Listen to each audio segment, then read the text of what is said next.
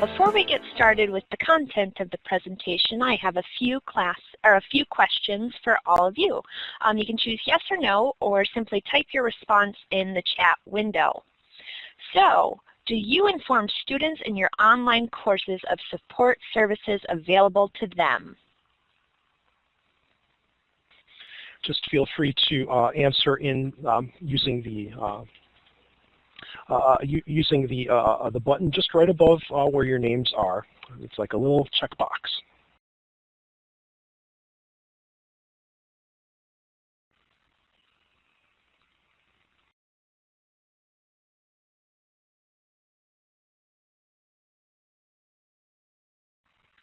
Okay, so getting a couple of responses here. I hope with the information that you're getting from this presentation today that you're more comfortable making referrals to some of the online support services available.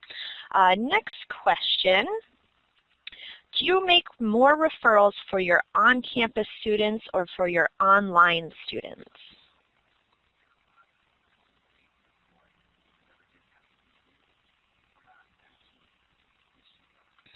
Yeah, feel free to just type in an answer, since it's referrals more for online or campus.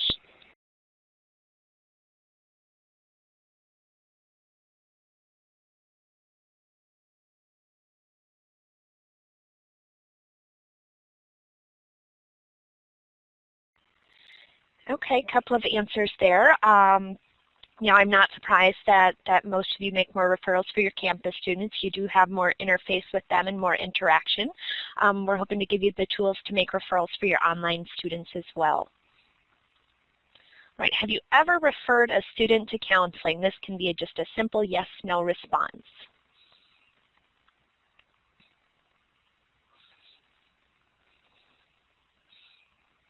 Great, getting some yeses to this one. This can be a difficult situation to refer a student to counseling, so I'm glad to hear that you all are doing that. Oh, we've got one no in there. And we'll talk about ways that you can do that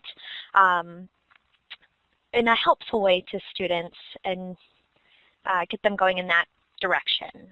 Okay, next question. Do you discuss academic integrity in the online environment with your students? Great.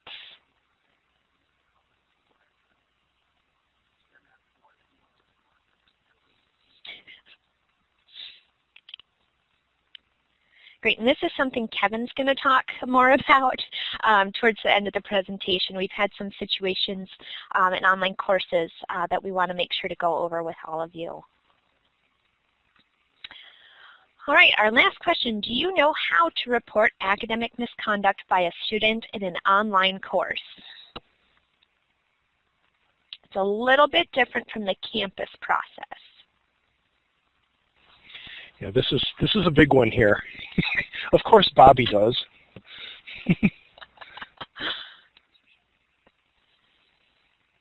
Oh, thanks, Tony. Okay, and again, Kevin will talk more about that a little bit later in the presentation. Thank you all for your honest responses to those questions, and we're going to get going. As I talk about these services, if you have any questions or comments, feel free to type in the chat box or raise your hand to speak a comment or question. All right, services available for online students. Now, some people question who is really eligible for all of these services. The answer is any student enrolled in an online course has access to any service that is available for online students. So these can be students who only take courses online, students who are at a campus that are taking online courses, or special students who attend a different university and take some online courses with UW colleges.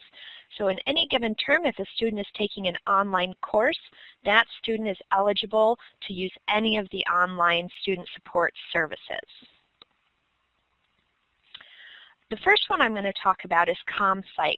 ComPsych is the mental health counseling provider for UWC Online. And as I just said, all students in online courses are eligible for this service. ComPsych has a lot of great services that are available to our students. The first is the Student Assistance Program. This is similar to an employee assistance program like we as UW system employees have. So with the Student Assistance Program, that's how students are able to access one-on-one individual counseling. ComPsych also has what's called Guidance Resources Online, which provides a wealth of information for students on all sorts of different areas to include health, wellness, pregnancy, home and auto. It's kind of overwhelming how much information is on that website. So okay, a little bit more about the Student Assistance Program. So to access ComPsych, students call the 800 number that's available to them through D2L or on our website. When they call that line, they will speak with a master's level guidance consultant. So they are licensed mental health professionals, either licensed professional counselors, licensed clinical social workers, all master's level licensed clinicians. So they'll speak with a guidance consultant first. And that person will provide some triage, kind of figure out what the issue is, get some additional information, come up with some recommendations. What happens next is that guidance consultant will refer to an appropriate provider. For that, depending on the situation, that could be a counselor in the student's community that the student can see for one-on-one, face-to-face sessions. It could be a counselor who will provide sessions over the phone. So there's a couple options there. My master's degree is actually in mental health counseling, so this was a service I was a little skeptical of when I first started at UW colleges, but now that I know more about it, I feel much more comfortable referring students to this service because they do have the option of seeing a real live counselor where they live, and that's a great service that we have for our students. So once the student's referred to an appropriate provider, they get up to 6 sessions per issue.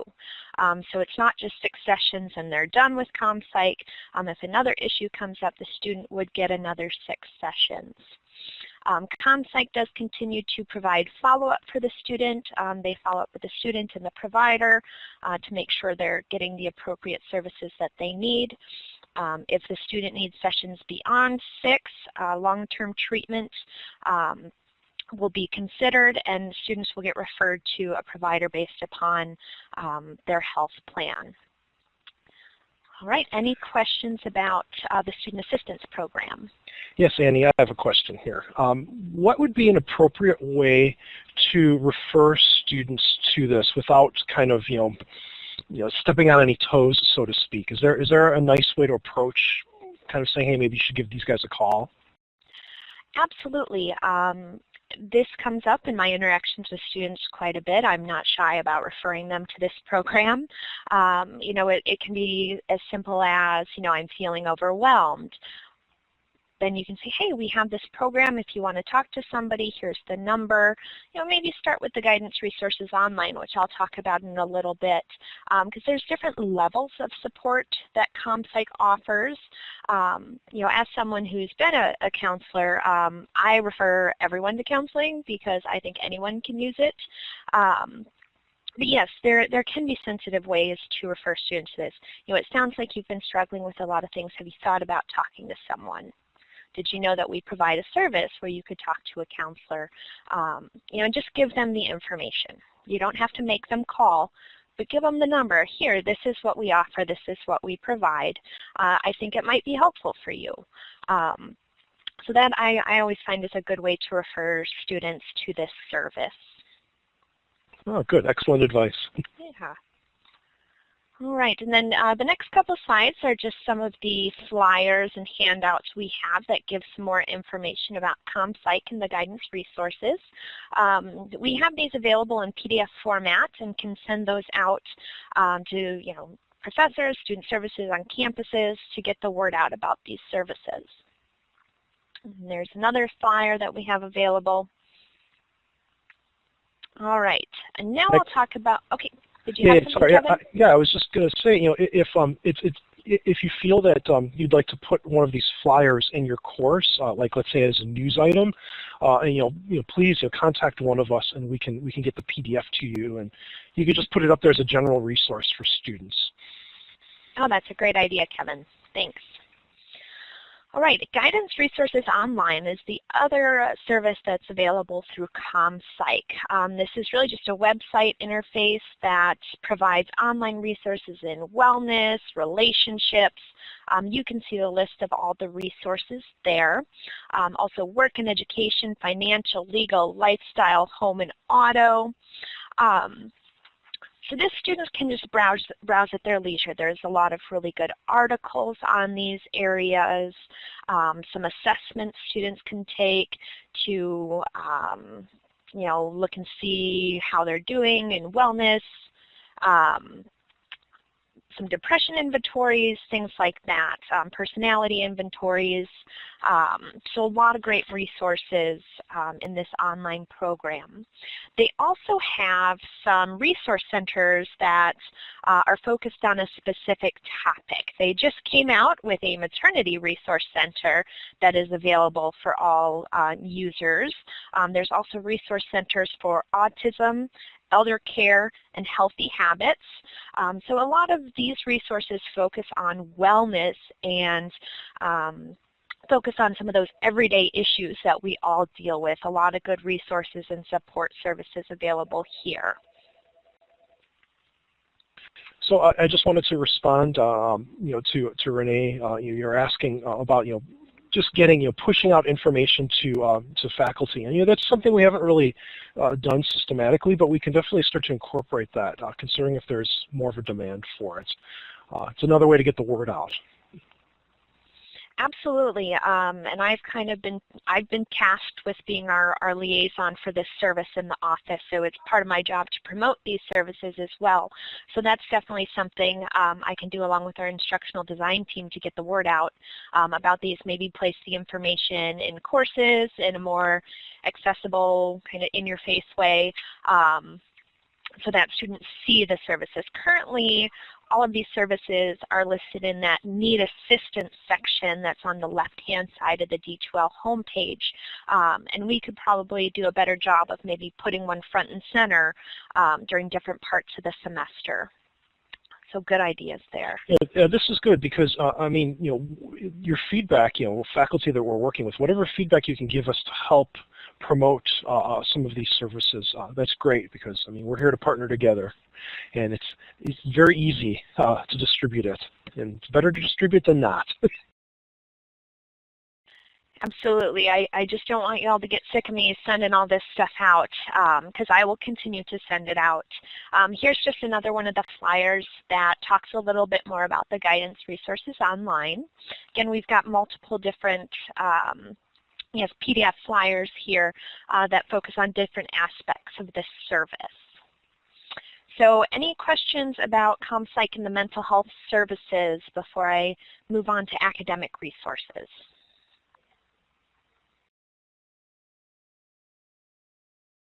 All right, I have a question here. I was looking on the student resources page. I put the link up earlier, for UW Colleges Online, and there's one that's called Smart and Healthy, a wellness resource. Would you mind mentioning something about that, Annie? You know what I'm talking about? Yeah, Unless you have it on the slides, I'm sorry. I don't want to steal your thunder. No, I don't have that one on the slides. The health and wellness, that one is facilitated through Wendy Seeger's office. She does a lot of the AWA and the SAVE. So that is a UW Colleges-wide resource that is not specific to online, but is for all UW Colleges students. I'm not as familiar with that one as the ComPsych, but it does, it's more specific to our colleges students. Okay, so great. Another good resource. Sorry to blindside you there. No, that's good. Quite all right. There are a ton of resources out there, so it can be a little overwhelming to pick and choose which one would be best for your students. If you're ever in doubt, feel free to contact us. We do know a little bit more about what's here and what's available. We don't expect the faculty to be experts in student services, so we are here to assist if anything does come up with a student. All right, we're going to move on now to the academic resources. We have the link there on the web, on the slide here. So this is more our tutoring resources. We do contract with a company called Smart Thinking to provide online tutoring for students in online courses. Again, this service is available to all students in online courses, whether they also take campus courses or not. So any student, whether they're on a campus, online only, or at another university, can utilize the Smart Thinking resource as long as they're in an online course. Smart Thinking has tutoring available in a lot of different subjects. Unfortunately, they do not have it in all the subjects that we offer courses in, but there are some main areas that tutoring is available.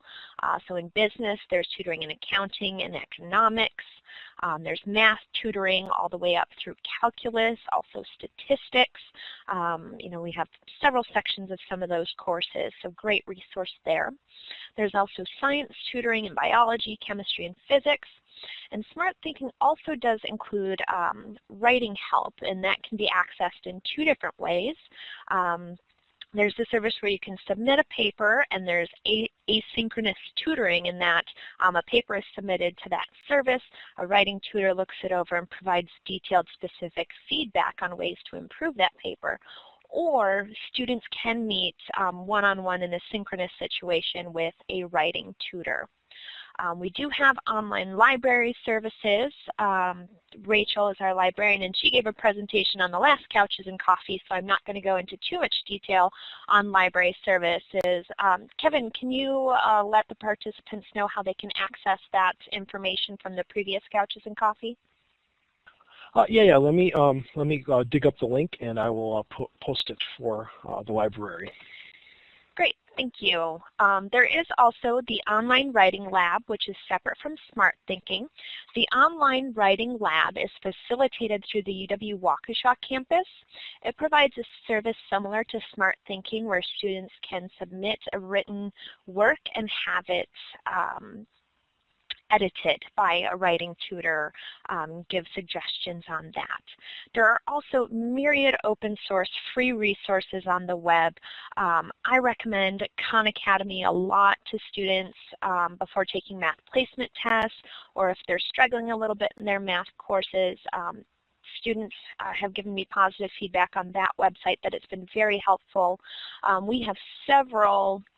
We list several resources on our website on the Learning Resources page. I think this is the same one that Kevin put up there, but I just put it up again. So there's Smart Thinking, the Online Writing Lab. We have links to Khan Academy, Academic Earth, the Math Forum. There's an Index of Learning Styles questionnaire on that website. So a lot of different links, a lot of different resources for students to do better in their courses and provide a little more support academically. Any questions about the academic resources?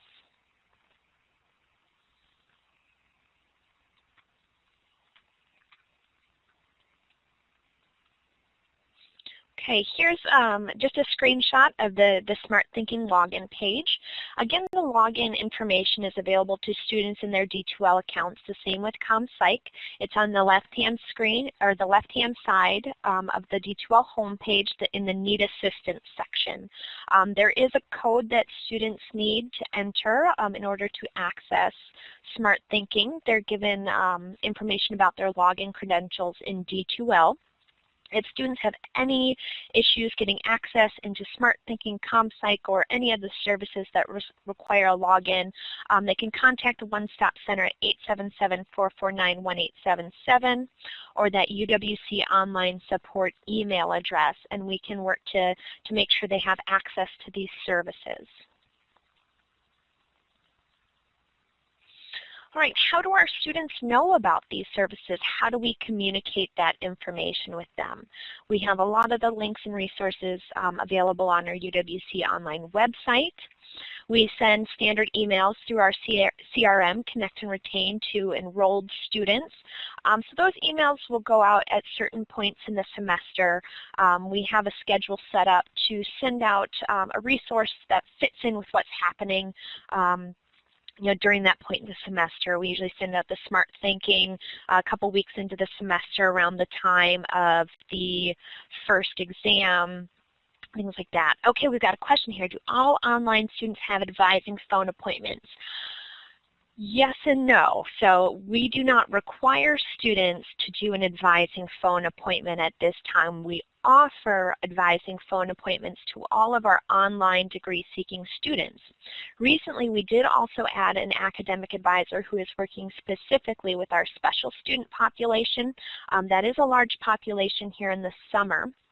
So we do have a designated advisor to work with those students who attend a different university and are taking a class or two with UW colleges. So we're providing even more support in that area. As far as campus-based students, they are usually assigned an advisor on their campus. However, if they have any questions or concerns about their online courses specifically, they are welcome to contact us and we'd be happy to talk with them. Does that answer your question?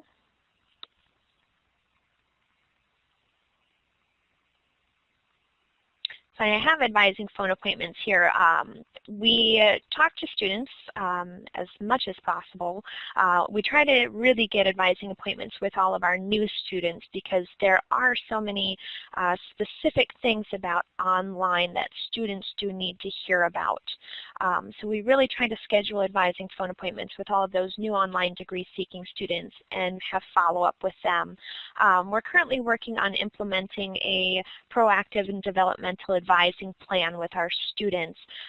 So students will see more support from their advisor, more contacts from their advisor moving forward. Our advisors also send out emails to students that are prompted by early alerts. So when we get an early alert for students, we're sending out emails to them with a list of all the resources that we have available. There also is the Need Assistance section in D2L. That's always in D2L on that left-hand side of the screen. It provides all the basic information about accessing all of these resources. And I think one of the best ways to get students connected to these resources is referrals from staff and instructors. The more we refer students to these resources, the more they're going to use them. And I think instructors are a big part of that because our instructors have the most contact with our students. Even though you don't see them face-to-face sitting in the classroom, you are interacting with them throughout your courses and in those PDAs. So referrals from staff and instructors can be really important. We really want to help students and get them connected with the resources that they need. Annie, before we move on here, yes. I just wanted to show like a little screenshot of what this exactly looks like, just so everybody knows what we're referring to. So I'm going to go over to our, I'm going to change to application sharing so that way we can see the screen here. Let me just make sure. Okay, so I want to make sure that everyone is able to see. I have Firefox open up because I can't see it from my end. Are you able to see the D2L page? It's good, okay. So anyway, if you see on the left-hand side, this is what Annie is referring to, this Need Assistance area. So I mean, they see this as soon as they log on. I mean, it's a default widget within D2L. So then this way, there is a footprint here, and sometimes we tend to become blind to it because we see it all the time, but I mean this is where they can have immediate access to a lot of these resources, including Annie's contact information, which is right there. So there is, all right, I'm going to go back to where we were. Great, thanks Kevin. And I'm going to address this question that came in through the chat. Yes, there are a lot more campus students signing up for online classes. and how are they performing compared to the traditional online students. We don't have a whole lot of hard and fast data on this yet. It's definitely something we're looking into, especially now that we have Katie working on our retention efforts. We have been looking at the early alerts and how many of those students are campus-based students, how many are online students, how many are special students. And we are finding that more of our early alerts are for campus-based students, and we're doing our best to reach out to them and help them get connected to those online resources that can help in those courses. But I think it is trending that our campus-based students, well, I can't really say for sure. We don't have the data to back it up at this point, but we are finding that campus-based students may need a little additional support. Well, looks like we have another question here from Claire. Yeah. Looking at that question here.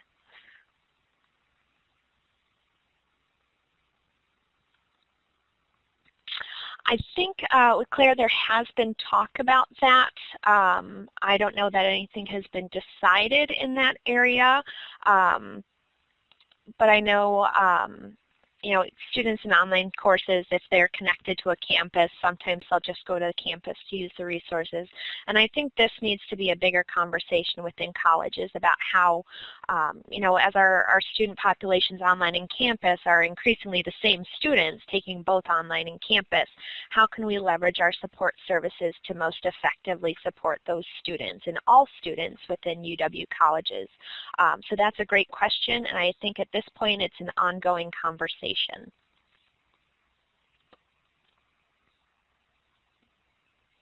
Okay, we're going to move on into a few scenarios, kind of some what would you do, some application of the information you've just learned.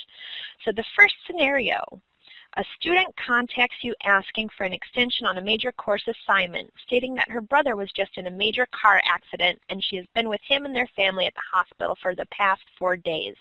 What resources would you recommend for this student? I have to say you can use the same system where you could choose A to E. For some reason I thought we didn't have an E on this, but you can.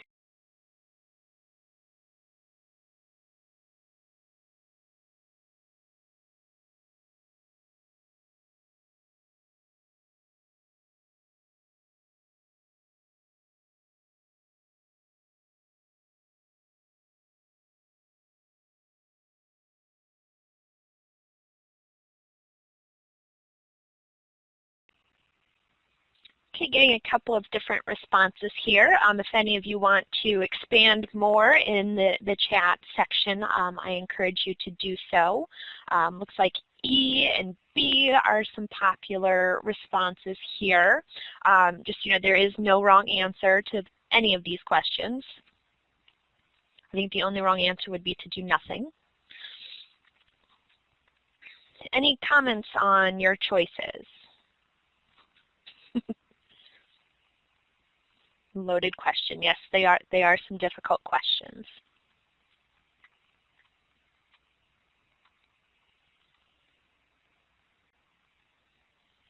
Yeah, see, I imagine that this is a common thing that happens where students, they say that there's been something that's happened in their life, and however they say it, it's just kind of knowing how to direct them.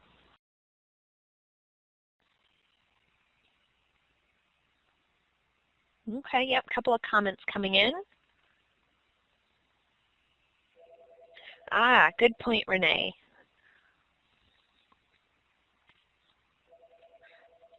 Yeah, a lot of times in a situation like this, you've got to expect that all of the students' courses are being affected. So connecting to an advisor, it can be really helpful in ensuring that maybe all instructors are made aware of this situation. All right, let's move on to scenario number 2. A student performs poorly on the first written course assignment. The content of the paper was good, but the writing had major flaws. There was little to no organization of thoughts and possibly some uncited material. What resources would you recommend for this student?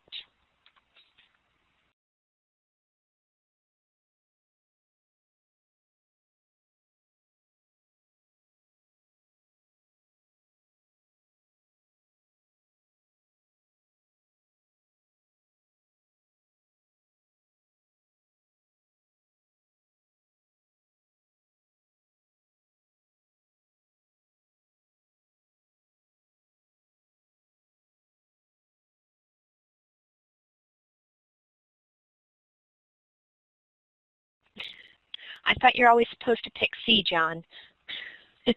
But again here, there's a couple different possible answers to this scenario. Like I said, in all of these scenarios, there's really no wrong answer except to do nothing.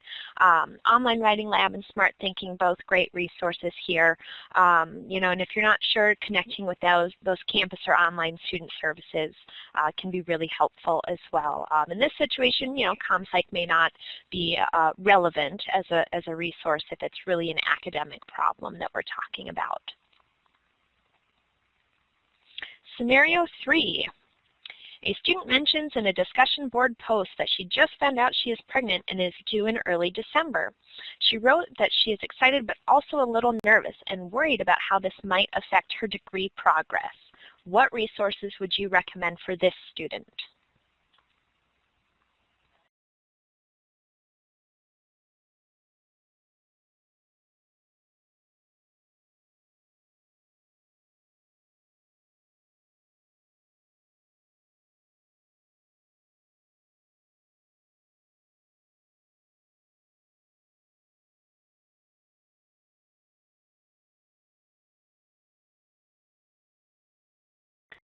We are going to eventually figure out how to put music to these things.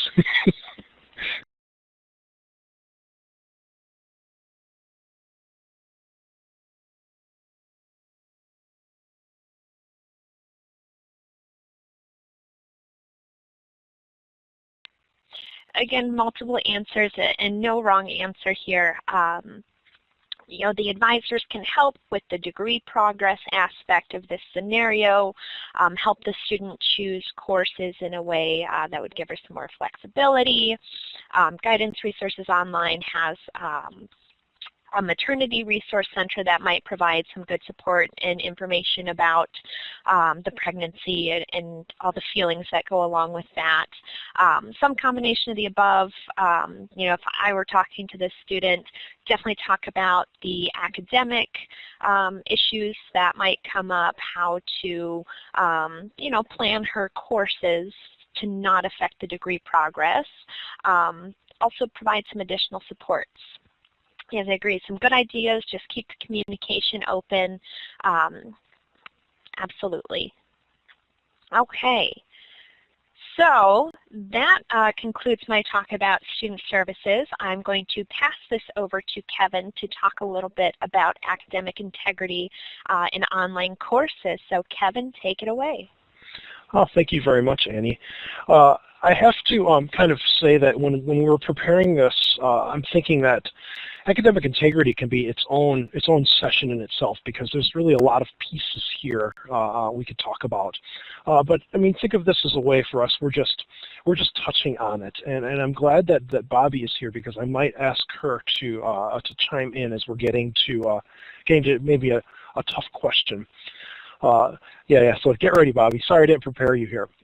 So we're talking about academic integrity. What we're focusing on, because this is UW Colleges Online, we're focusing on looking at academic integrity within an online course, because it's a unique environment, or compared to like face-to-face, and we're dealing with challenges that maybe we're not used to it, or we're really not quite sure what's happening with a student. Are they cheating? How do we prove that there's cheating? What sort of what can we do about it? That sort of thing. So I think of this in terms of two driving questions. One of them is, what constitutes cheating in an online course? And these are rhetorical questions. I'm not asking for you guys to answer them, but just to sort of think about it. And sometimes, is the line drawn? Is there a very strict line in the sand in terms of what cheating is? Is it foggy? We're not sure. Is it blurry? But then once you know that there's cheating that has taken place and there's something that's very clear, what can you as the instructor really do about it? And here's where we kind of get into the process a little bit, which I do want to touch on, but I also at the same time would like to go into it a little bit deeper at a time in the future, at another session. But so first of all, like with anything here with colleges, we have a website that is dedicated to this, and I'm going to need to, what I will do in a little while is I'll type this in, or if one of you who are listening, if you'd mind typing that in the chat window. I suggest all of you read this website and become familiar with the academic integrity and misconduct policy, because it does walk through some of the steps and kind of a couple of the things that can happen and sort of the process and the different levels. From reviewing it, there's basically 3 levels. One of them starts with something like, it could be just a written reprimand from the instructor to all the way to expulsion. And so, obviously we don't want to expel students. That's a very extreme case, and it has to be very blatant. Your best bet, is my second point here, is if you're really not sure, is contact your department or contact someone at the instructional design office.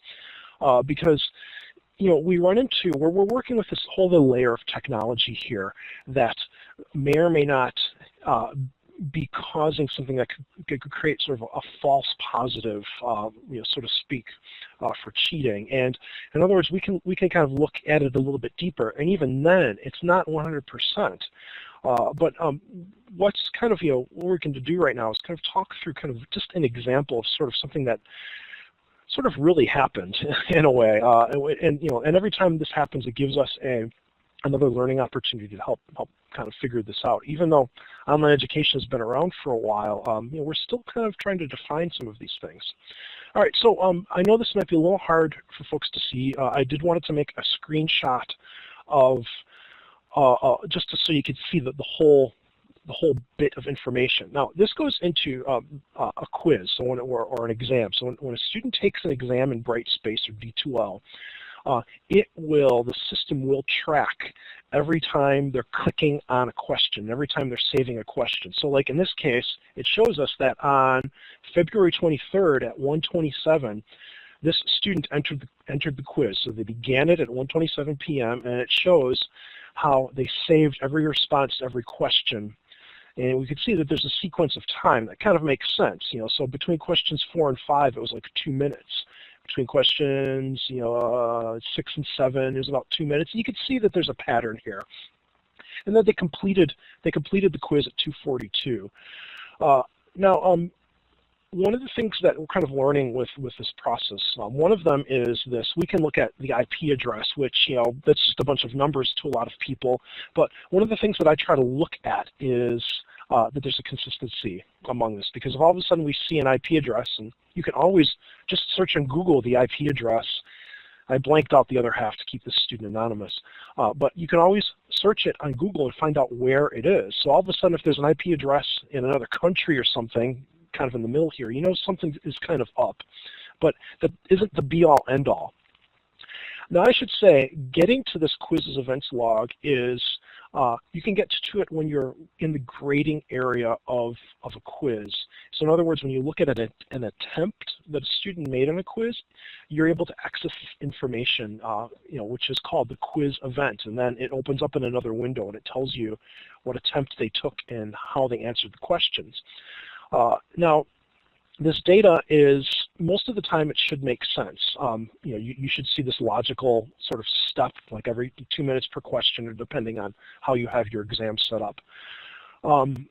Sometimes we run into other things. So for instance, all of our quizzes, or I'd say, I think the majority of them are set up to where they're timed. In other words, students have to complete the quiz or the exam, the assessment, within a certain period of time. Let's say 90 minutes for a 50-question quiz. Now, how D2L works is that if a student goes over that time, they could still submit their quiz. They could still submit the assessment. But what happens is that it gets flagged on your end, and some of you probably have seen this. So in other words, the students went over time. And when I'm teaching courses, I'm a nice guy, and I kind of give students the benefit of the doubt. However, if we're seeing 3 days later, they're finishing the quiz, I mean, there's obviously something wrong here. But this is a really good way to check it. So, I mean, how do we, this kind of answers the question, how do we really know a student's cheating, particularly on a quiz? Well, one way is to look into the quiz data. So, all right, now with that said, I want to give the group a little case study, which is based on a real-life situation here. Or sort of based on it in terms of what happens. And if you guys would mind just sort of putting in your comments in the chat. I'll read it and give you a chance, give you folks a chance to read it. So, students performing at an above average level in most course activities and assessments. I mean, we see this. And then they get 50 question unit exam. They score 100%.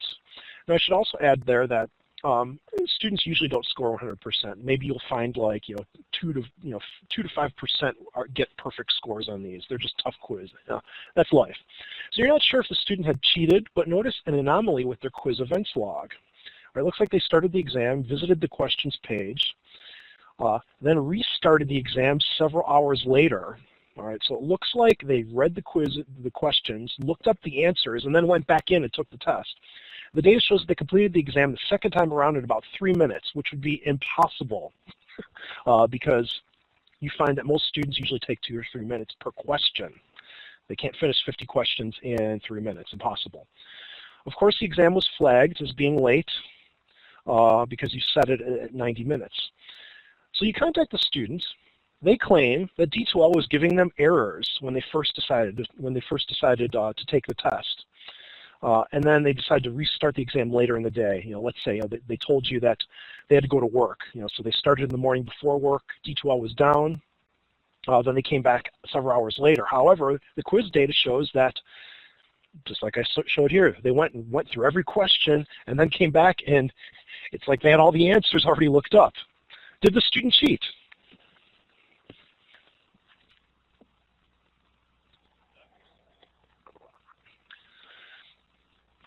And I'm just for the sake of keeping this anonymous, I'm not going to tell you what the results happened in this particular case, but it's a big question here, and this is something that this is real life.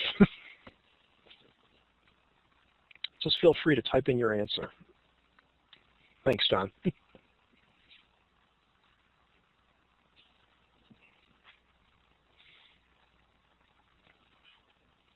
Yeah, thanks, Renee. Now, I guess the other piece of this here is, and I'm sorry, I didn't make a slide in terms of like what the process is, but I can explain it. What do you do? What happens next? And the first thing is letting the student know, telling them that, hey, something looks strange here. Like you contacted the students, and you said, hey, something is wrong. I'm noticing. Maybe you contacted somebody in the office here, and we looked up this information. And we say, hey, something looks. Maybe you asked me. I asked my colleagues, and we all nodded our heads and said yes. Yeah, that's good. I mean, it communicates to them. So now the student, they go back to you. They say, oh, there was something wrong with D2L. D2L was down. I tried logging on and I kept getting all these errors. I mean, imagine, this is what they're telling you, and they're very vehemently saying that it was not their fault and they did not cheat. So here's where, Bobby, are you there? Would you mind kind of explaining kind of what's sort of our next step, or if you could just put it in there, what's sort of our next step? What can they take after they sort of contact them? They know that they've proof, there's evidence here. Who would they contact them?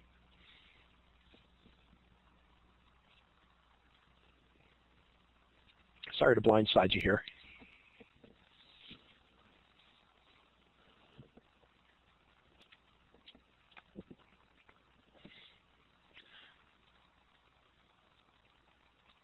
Because there is a formal process for this, and there is a committee that will end up reviewing it. So the person that you should be contacting at this point is Bobby Betcher. You can give her a call or email her, and she can walk you through some of the process.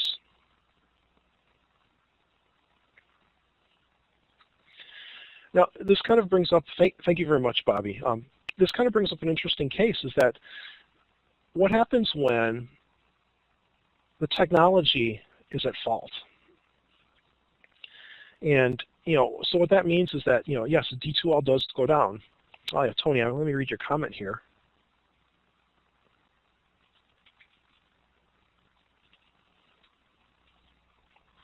All right, you bring up a really good point, Tony, in terms of whether or not the test is proctored, and it really does. It all gets down to course design. because, I mean, this is always going to be inherent in any online course, is the fact that, you know, how do we know? How do we know who's the student? Yeah, like you say here. You know, and when you talk to all of us on the instructional design team, I mean, our answer to this is we need to design courses that prevent students from doing this sort of thing. And yes, we do need to have students who indeed are themselves, instead of paying someone to take the test or to take the course for them. And I mean, really, there is no ultimate way to do this. We run into kind of another situation where we've been testing an online proctoring system, but we run into privacy concerns as well. I mean, you know, it's like there's always two sides of the coin to any of these things. You know, one side of it is, yes, we need to verify student identity no matter what, because, you know, particularly in an online course. The other side of it is that students feel that the more that we get into their lives, like let's say putting a camera on them when they're taking an exam, the more they feel threatened. I mean, they think, like, wait a minute here, why don't you trust me? You know, why are we guilty until proven innocent? And kind of, you know, like an easy way to sort of solve this is to, well, let's think in terms of how do we design a course that can really prevent that. And I mean, there's all sorts of ways to do it. I didn't want to get too deep into it. I just wanted us to sort of start to think about it, because when we're talking about academic integrity here, it's not very clear-cut in any case, and in an online environment when we're talking about technology and looking at data like this, we're really not sure. And it might look like a duck, you know, so they speak, but then it isn't. So that's kind of, you know, our point we have here. Okay, so with that, going down that situation, I'd like to advertise a couple of other upcoming webinars we have, and thank everyone for attending, and particularly thank Annie for presenting. We have May 14th, John's going to be talking about copyrights with Rachel, our librarian, and May 21st, we're going to have Marcy talk about accessibility. And at this point, I'd like to invite any concluding questions, remarks, anything, because with these Couches and Coffee sessions, I like to encourage any type of conversations we have. It also gives me ideas in terms of how we can run others. Annie, do you have any final comments you'd like to make? Not really, just thank you everyone for joining us today. It was a great opportunity to have some interaction with people out there on the college's campuses, so thank you for joining us.